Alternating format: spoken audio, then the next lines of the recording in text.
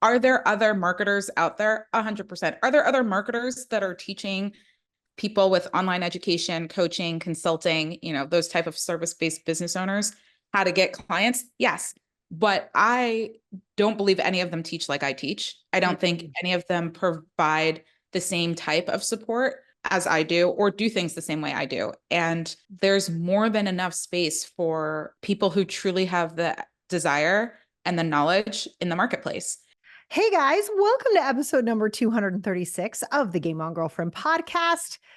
Have you ever decided to launch a webinar for your business and it bombed? No, never, right? Maybe you are falling in love with Instagram Reels and you spend all this time on it and then you abandon it pretty quickly because it doesn't quote unquote work.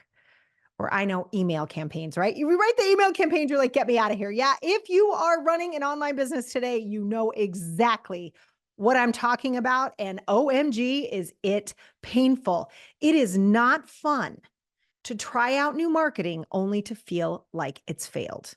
But what if you could flip that on its head and you could recognize that maybe it's not failing? Maybe it's giving you extraordinary data that's going to provide an opportunity that could turn your entire business around. Well, if you are interested in something like that, you are going to love today's guest, Nikki Nash. She is a marketing expert. I love the way that she approaches the testing of marketing. She calls it her mad scientist methodology, which is so fantastic.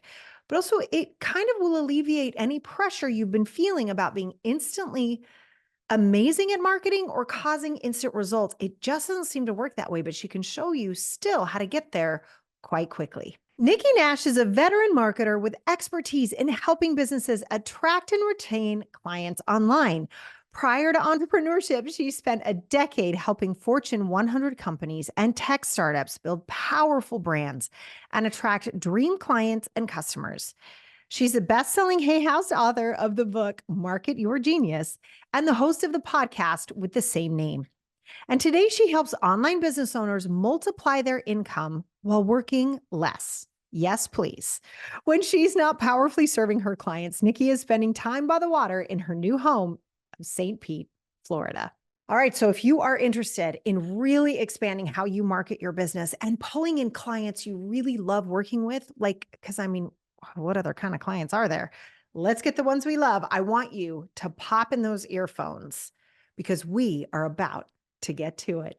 Nikki, welcome to the Game On Girlfriend podcast. I am so excited to dive into all things marketing. Oh my goodness, Sarah, thank you so much for having me. This is going to be such a fun conversation. Oh, I'm so excited because I kind of feel like we're kindred spirits and that we get excited about the same things. Like, how do we connect people? How do we have people fall in love with our work? What do we do? And how do we teach that? And so I'm really looking forward to jumping in. And I have a feeling this is going to be one of those where people are like, did I just listen in on two people just having coffee and chatting? And I'm going to be like, yeah, you kind of did. I love it. I love it. But before we dive in, Nikki, there are so many things that you could have done with your talents, right? Like I look at your bio, all the different things that you've done, your Fortune companies, right? All the people that you've supported on the planet. Out of all the things that you could have done as a human on planet Earth today, why is this what you do? Yeah. Yeah. Like, how the heck did I essentially end up helping women make tons of money Yeah, girl. from their genius and expertise? It honestly was inspired by, quite frankly, getting really PO'd at the way my career was going. And so I've always been the person that followed their gut with what decision to make. So I thought I was going to be a journalist. I ended up in publishing in magazines at like InStyle magazine and Travel and Leisure magazine, which, like, what is a magazine today, right? Like, there used to be like physical. Yeah. So sad. So So sad. sad.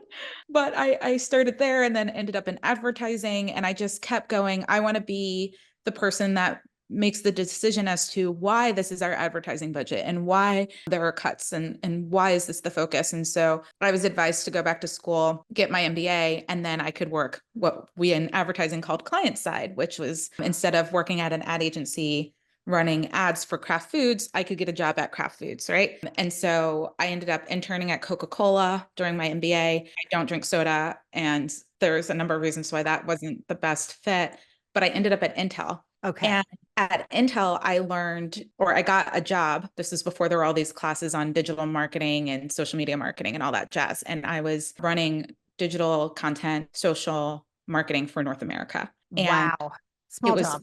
a small job. It was a lot of fun. Honestly, it was like, I feel like Wow. I got hired because I was a millennial with a blog. Like this was, and I'm an old millennial, but I'm Hilarious. still a millennial. So this is like a Hilarious. decade Oh my ago, gosh. right? Oh my gosh. They're like, you're smart. You have an MBA and you have a blog. Totally. You got this. Yeah. So great. So great. And I remember having a boss who was really, really great and inspired me to really build my personal brand within the company. And I was also in a group coaching program inside of Intel. I didn't even know like that group coaching was a thing, but they literally brought in an executive coach that would come in and do every month. We would come together and we'd have homework and all that stuff. And it was literally a group coaching program. And long story short, I at the time thought I wanted to be C.M.O. and was very much aligning what I focused on in my career and things like that to become a C.M.O. And my aunt, while I was at Intel, was diagnosed with ovarian cancer. And that is my mom's sister. And that was how their mother had passed away, was via ovarian cancer.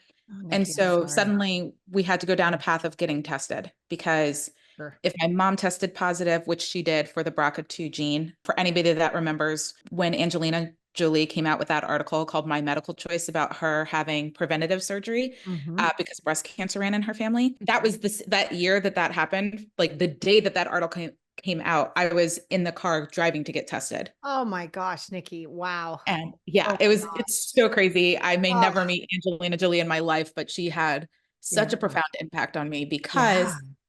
I realized that like I wasn't alone. And Mm, at mm. that time, I didn't know how to tell my friends, but like, hey, I'm in New Jersey because I was living in Portland, Oregon. And I went to get tested. My sister and I went to the same geneticist because we had to get tested because my mom tested positive. And so I'm like going to get tested. And that article allowed me to share it with my friends and say, like, hey, I'm actually going to get this type of testing done to see if I have the gene for ovarian cancer. The genes are very similar. She was being tested for BRCA1. I was being tested for BRCA2 because of what's going on in my family. And so it really showed me that within all of us, our stories, our experiences, our knowledge, like they can have a profound difference in somebody else's life. And my sister and I tested negative. So that was really great. My aunt unfortunately passed away a few years later because of travel to her brain and things like that. And I decided to leave Intel and I gave them probably like 3 months notice or something crazy. But I had decided before I even gave the notice because I no longer wanted to work in a cubicle. This was before remote working was such a big thing, but I was living on the opposite coast of my entire family.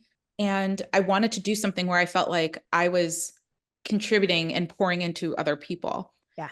And yeah, so that started my journey. I quit my job. I thought I was gonna be probably like some sort of marketing consultant because my whole career had been in marketing. Right. And I had, unlike most marketers, had a career where I did a lot of different things. Like I wasn't just in marketing operations or just in content marketing, or throughout my career, I had done advertising, I had done a little bit of sales, I had done strategy work, I had done working with influencers, running events. Like it was a whole slew of things. And so I had this holistic view of what it really takes to build a brand and then also acquire clients and customers and build an audience. And so I was like, I'm going to be a consultant. And for those of you that are in a full-time job contemplating starting a business, like me, you likely realize how much money you make in your job and also understand that your business probably won't make that money overnight. And so yeah, but I, on the other hand, quit my job without a plan and then freaked out. So I love it. So did I. Just in right? case anyone's wondering, so I did too. I'm like, I'm not doing this anymore. I don't even care. Yes. So, I love this part. Okay, so keep going. Totally freaked out and ended up taking a job as head of marketing for a tech startup because, I don't know about your brain, but, since we like to geek out on mindset, my brain likes to come up with highly logical arguments or rationalized arguments for something that makes zero sense. So Oh, it was like, that's a very unique skill, Nikki. That's very cool. it's I like so that. talented. And Yeah. my brain went, obviously, work for a startup because then you'll learn how to create a startup. Yeah, well, it's And your brain's not wrong. it's not, but it kind of is, because what I learned at startups is nobody knows what the heck they're doing. And they're really just testing and figuring stuff out, which is what I would have had to do anyway. There it is, So right? it's Yeah. right. There Like, is the truth of starting a business. Nobody knows. Spaghetti, wall, let's nobody knows. go. Yes. Yeah, like there's some educated guesses, there's guidance for sure, but there's no predetermined, mapped out, guaranteed pathway to success, period. Like that does not exist for any business. Because at the end of the day, even if you follow exactly what somebody else did, you're a different person, you Yes. have a different team, you have different resources, it's a different time period, right? So like things are going to be different and you're going to have to tweak things, test things, figure it out. And so after about a year and a half, I said, what am I doing? I'm just delaying the inevitable. I want to start my own thing. And I quit that job. The difference being I had my side hustle was teaching marketing to entrepreneurs because so many entrepreneurs had asked me how to do marketing. Love And it. then I ended up taking a kind of side hustle, part-time contract gig with a company called General Assembly, which I taught and created courses that were taught in person as well as workshops for people that wanted to skill up in marketing. And Mm. most of them were entrepreneurs. And that gave me a lot of insight into Yeah. what questions people had, how to teach. I had to learn how to teach to adult learners. I had to learn how to facilitate groups. I had to learn how to like provide tactical, actionable guidance and support. Yeah. And it was really my first foray into really being a business advisor and mentor to a number of entrepreneurs. And that's kind of how I got started. Very cool. Then I started my business myself, still teaching on the side. Oh my gosh, what an adventure. But I Yeah. love what you did, Nikki, and that it sounds like you had this really beautiful balance between what the world was asking you to do, right? Like, hey, there's a big hole in this market over here called entrepreneurs learning how to market, right? Like there's like this big hole over here. And also appreciating your skills and seeing there were some skills you were going to need to learn, like teaching, how to teach adults through those sorts of things, but then transferring all of those skills over so beautifully. And clearly you've done it well enough that people are consistently still coming in and asking, hey, can you teach me how to do this? It's just such a great combination, which I love highlighting the adventures of other people. I mean, it took a lot of courage, probably a lot of patience. It's pretty incredible. Yeah. And I think so often people undervalue Mm, the knowledge and skills that they have, right? agreed. So Yeah. I would just go out, and the way I started my business is doing a lot of live video, asking for referrals, just teaching, right? So I just talked about what I knew and shared it with people. And I was shocked at how many people were asking me to help them grow Yeah. their business and So, implement. yeah. Right. Like in my mind, it was just stuff that everybody knew. Like people just know this. Well, it's so fun. When you're an expert, you always think that. Mhm. We always think that. It's the story I love to tell. It actually comes from Brendan Burchard, which I love, which is like, once you're an adult and you tie your shoes, you just take for granted everybody knows how to tie their shoes. But then if you ever watch a 3 or 4-year-old watch you tie your shoes, you're like, oh, I know something other people don't know. Right. But we do it for so long, we think it's no big deal, but actually learning how to do it was a pain in the neck. And it took a Yeah. long time. And there was a lot of trial and error and all those things. And it doesn't matter what the skill is. I think we all have a tendency to just take for granted how good we are at something because we just do it every day. And I love that you highlighted that because it's true. We just forget. We're like, doesn't everybody just know this? Yeah. No, we forget. And then we also often, I speak to people who will say, well, there are other people who do this already. Mm, And yes, are there other marketers out there? 100%. Are there other marketers that are teaching people with online education, coaching, consulting, those type of service-based business owners how to get clients? Yes. But I don't believe any of them teach like I teach. I don't think mm, any of them provide the same type of support as I do or do things the same way I do. And there's more than enough space for people who truly have the desire and the knowledge in the marketplace. There's more yeah. than enough space for it. Like I can't take on a billion clients right? And there's more than 1 billion people in the world. So there should It's be, so true. you know, What I always love to talk about too, when people are like, competition, it's so loud. Or whatever. I'm like, how many people do you need to work with every single year to make a really good living? yeah, And most people are like 50 to 60. I'm like, can we simmer down? There's yeah, 330 million Americans. Like, are you good with your 50, 60? You're going to be all right or whatever. It's like so interesting how we can break it down like that. But I love that you just said that. It's not like I can serve 1 billion clients the way I would want to serve 1 billion clients, right? right. So good. We're not McDonald's. No. All right. So Nikki, I know you have like 5 things that people really need in order to accelerate their businesses the way that they really want to. Can you talk to us a little bit about what those 5 things are now that we've established you're quite the expert in this field? How can we accelerate? Like, what are these 5 things that we need? Yeah. So the first thing I will say is, and I will share the 5 things, but I want people to realize that what I'm about to say is not necessarily rocket science when you hear it. And also, it's not complicated. And Mm, most people overcomplicate their business, and that ends up slowing it down, right? Like agreed. Yes. when I started my business, I didn't have a website and I had clients and money coming in. Mm-hmm. I Mm-hmm. had a Google Doc with some information on it. That's what I had. So keep it simple. I love it. It's so true though, too. And it's also a way, I think, if we can be honest for a hot second, it's how Yeah. when we're scared, it's Yeah. how we procrastinate, right? As we overcomplicate. And then I'm just not done yet. I can't start yet. It's like, dude, you don't need that to start, right? I love it. And common sense is not always common practice. It So is I have a not. feeling what you're about to share is going to be actually quite profound. Yes. Profound in its simplicity. So the 5 things that people really need to accelerate their business is first kind of the power, what I call the power of simplicity. Okay. Or singularity. Sorry, the power of singularity. And singularity means that you have one offer that you're focused on, Mm, right? Like one thing that you are selling that you are focused on. Because I think what most people don't realize is that there are people who have one offer and are making $1 million plus a year, yes.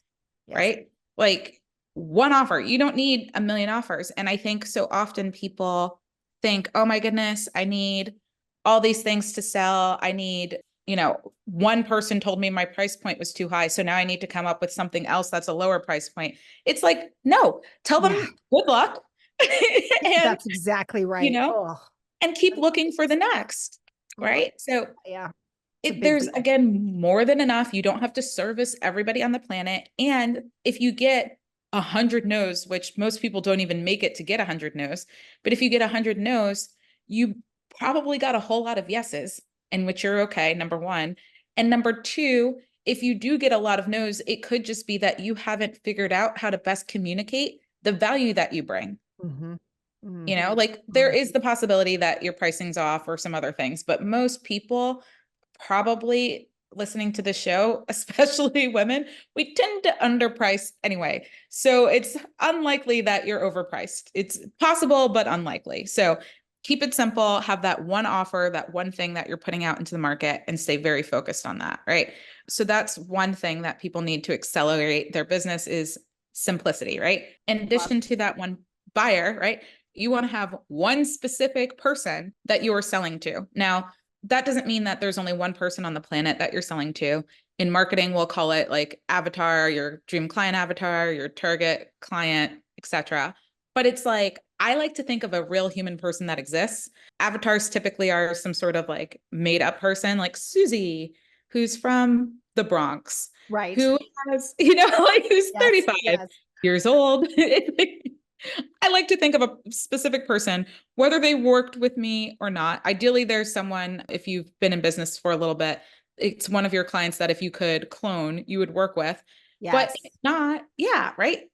If not, it's often a version of you in the past, a friend that you know that you're like, man, they could so use my help. They may not be hiring me, but this is exactly like who I would create a program for. Want to spend my time with. Yeah, that's the other thing too. I'm always like, who do you want to hang out with? Right? Like, let's get awesome clients. Yeah. Exactly. Like you don't need to be desperate for anybody. You get to choose who you work with, Love. right?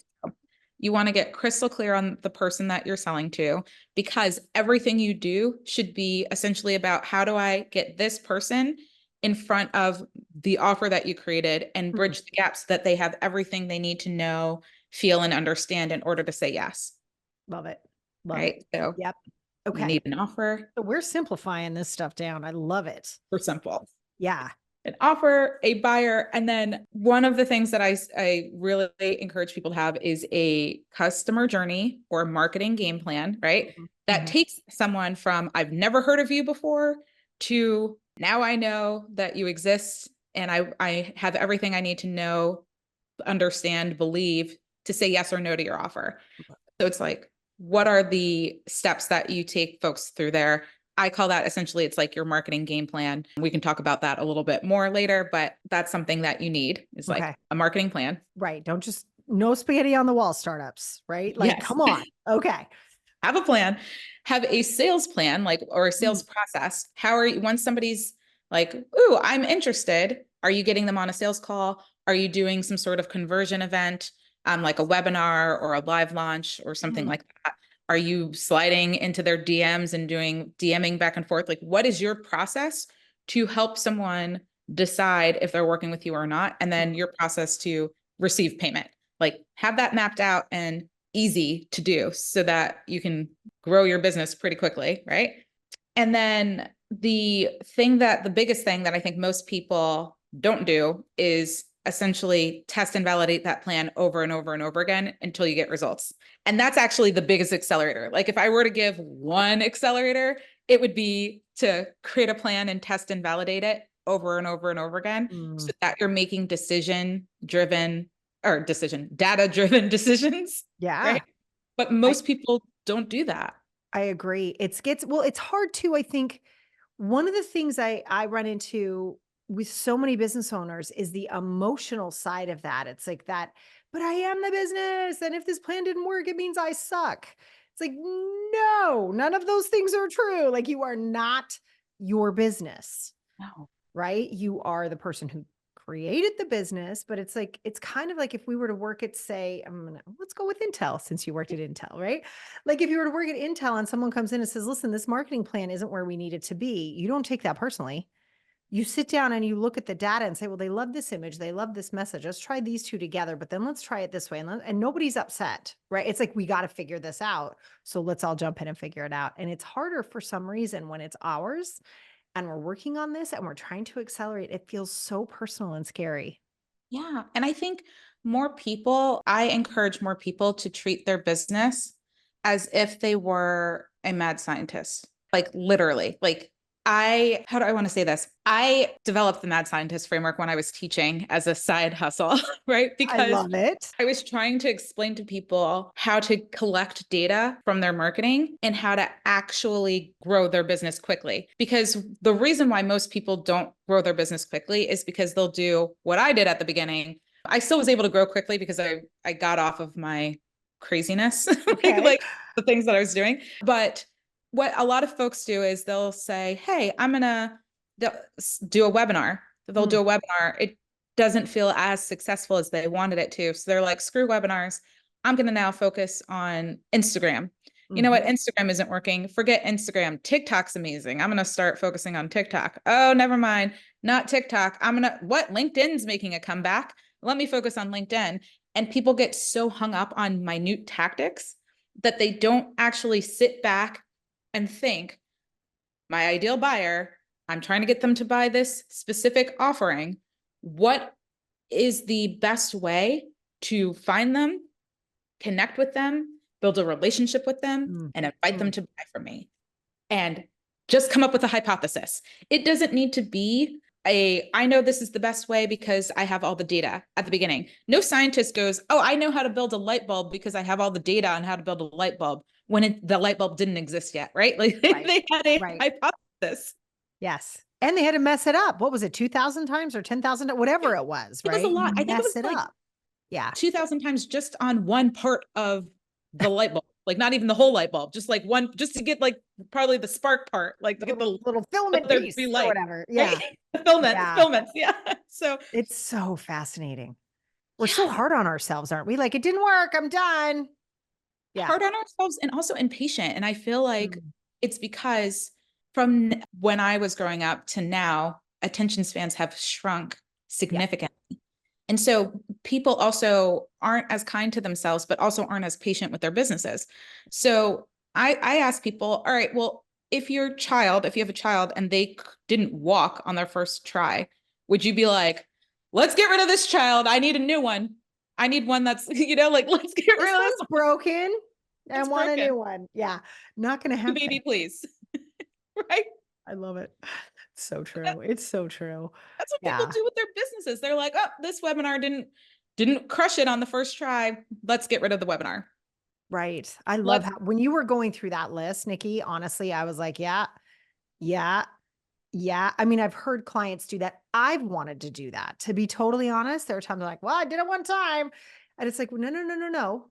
That's just to lay the foundation to understand how much it sucked, which is right. what we need to do, right? We got to figure that one did not work. Okay, good. And that's really important, like how to not make a light bulb, right? What was it, 2000 times how to not make a light bulb? You have to know what the knots are as well as what the successes are. I don't think we can do it any other way. And I think it's really important we're having this conversation because people get really discouraged and they're doing everything correctly.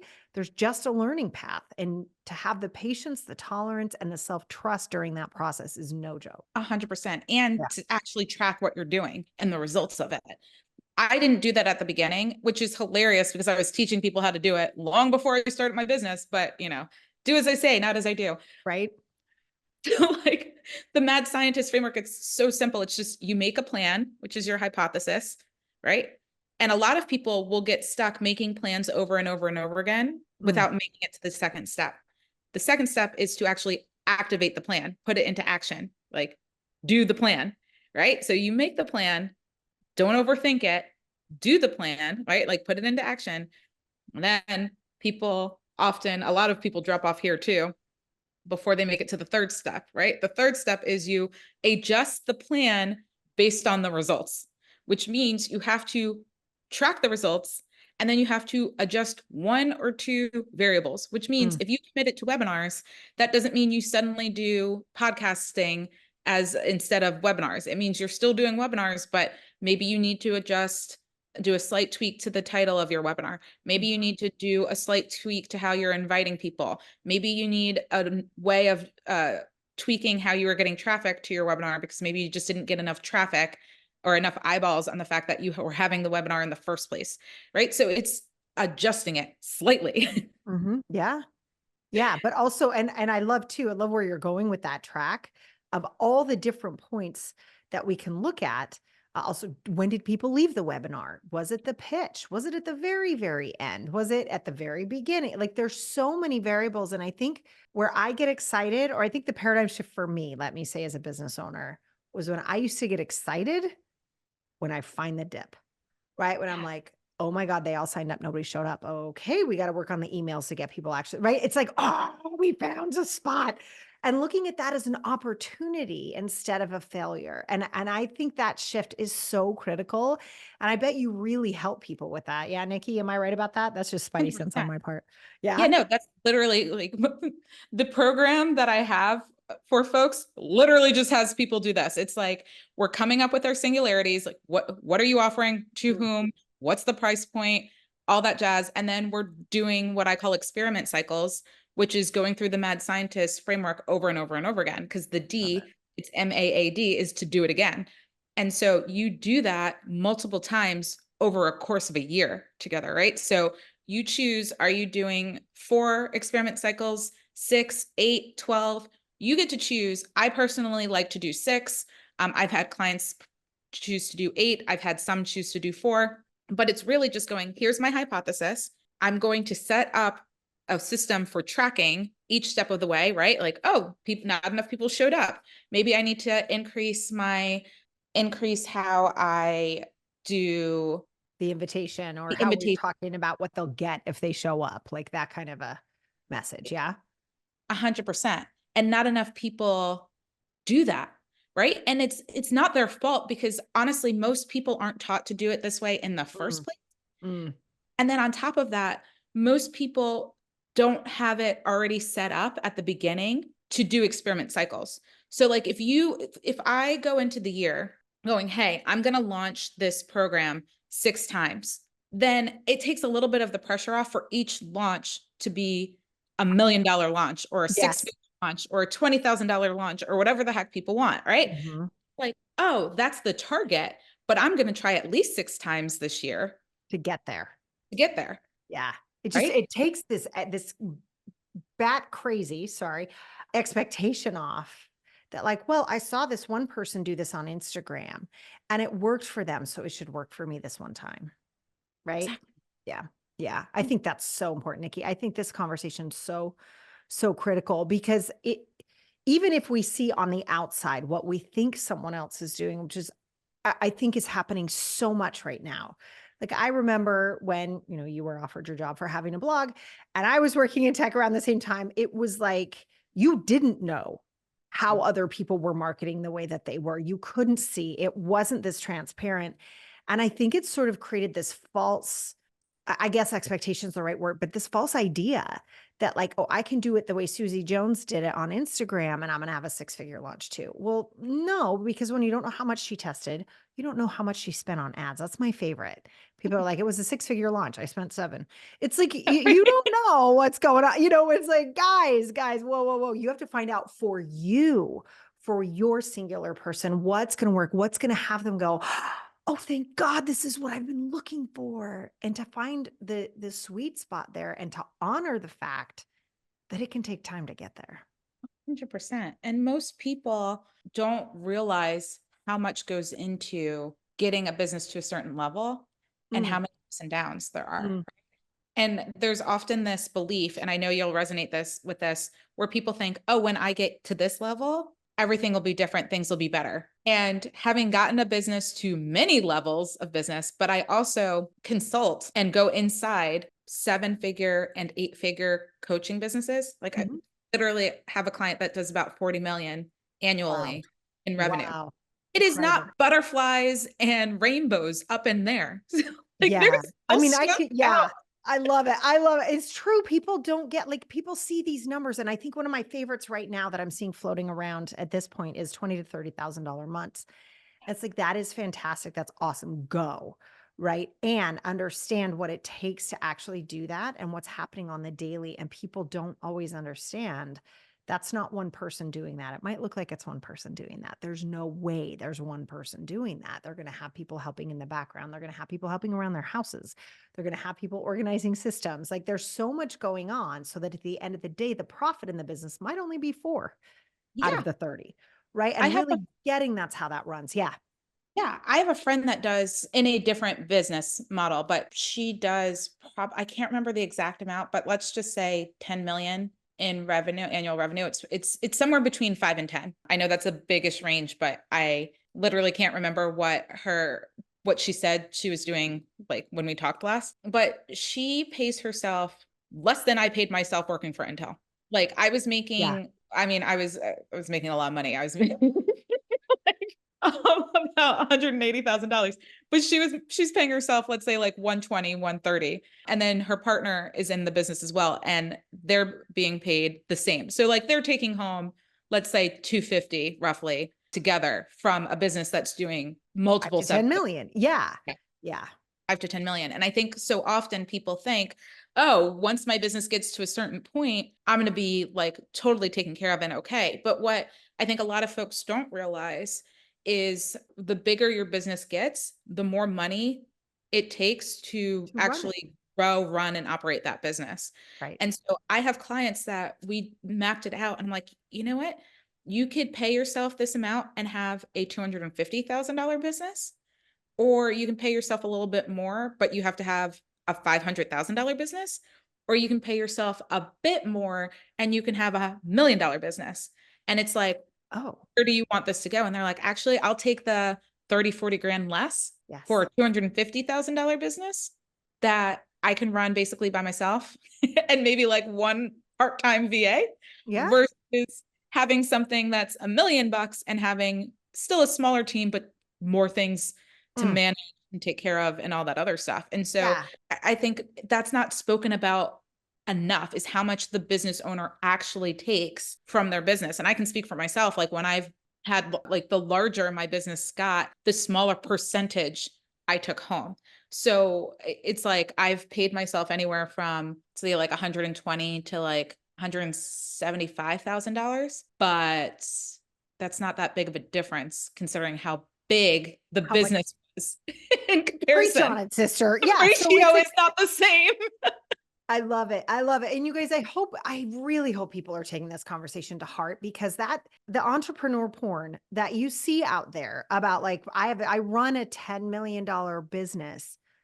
You might actually be taking home more than that person, Mhm. even though their top line revenue is really high, but they might be spending 9.9 million in order to hit that 10. And so understanding that is so important. And also getting that as business owners, this is like the best part of running a business is you get to choose. Yeah. You really get to choose. Like you can do just an incremental increase in your income if you feel like you're going to have a bigger impact if you are a bigger company.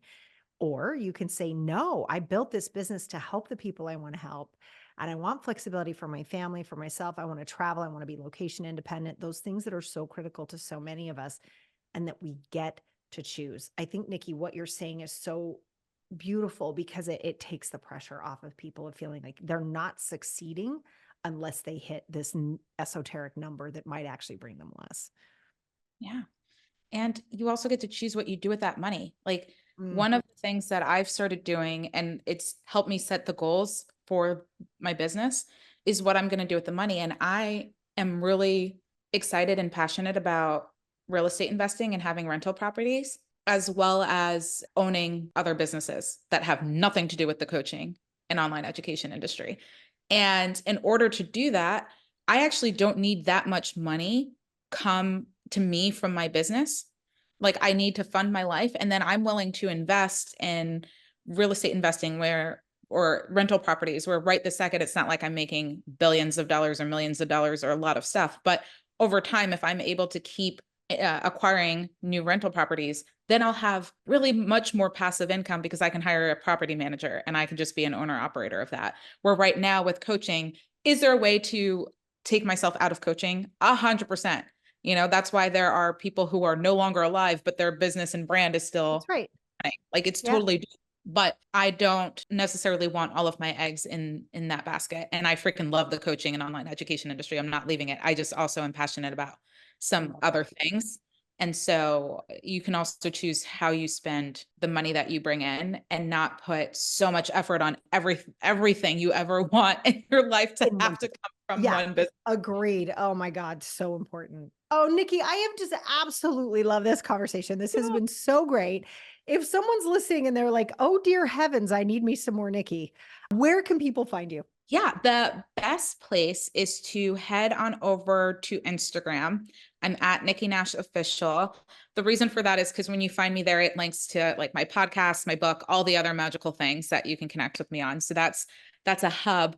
And I also have a free gift for folks that find me on Instagram. And you can choose the one that you want based off of the stage of business that you're at. But for those that are doing under six figures, I have a free six-figure blueprint that's like started off as a guide roadmap and then has morphed into not only being a guide, but having supplemental audio and video materials where I'm really just like, hey, here's what you need to know. So it's a lot of fun to help people kind of get past the six-figure mark, mainly so that they can have more options into how they structure, grow, and build their business. Love it. Nikki, that is so awesome. You guys make sure you grab that. If you are watching us on YouTube, we will put the link to Nikki's Instagram underneath this video. If you're listening in, it will be in the show notes. Nikki, thank you so much for spending time with the girlfriends today. It's just been an absolute joy. Thank you so much for having me.